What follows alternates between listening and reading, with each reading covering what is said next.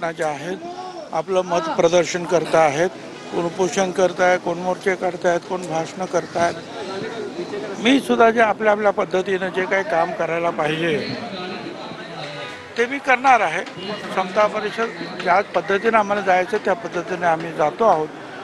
बाकी माझं म्हणणं एवढंच आहे की या सगळ्यांना आपला विषय फक्त हा जो जी आर आहे त्यातली शब्दरचना जी आहे ती पुढे जी आहे ही ओबीसीसाठी अडचणीची ठरणार आहे।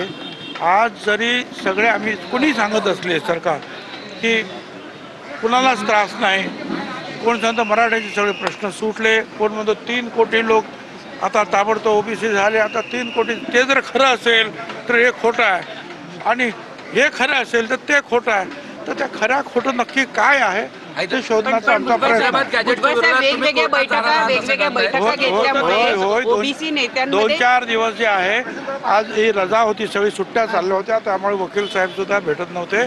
परंतु जे आहे 1-2 दिवसामध्ये आमचे कार्यकर्ते जे निश्चितपणे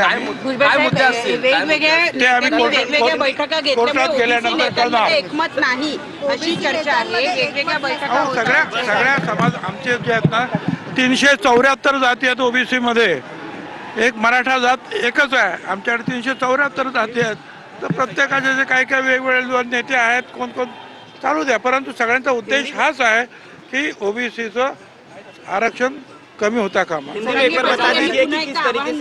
की जोपर्यंत दसऱ्याच्या जवळपास या जो आता GR काढलेला आहे त्याची अंमलबजावणी झाली नाही तर मी पुन्हा एकदा आंदोलन करतो। ते पाहिजे ना, सरकार पाहिजे काय आता आंदोलनात जर करायचं असेल आणि सगळं घ्यायचं असेल तर ओबीसी समाज सुद्धा आंदोलनाला उतरेल ना। आता लहान लहान गावागावामध्ये सुरू आहे, उद्या एकत्रित येऊन सुरू करू।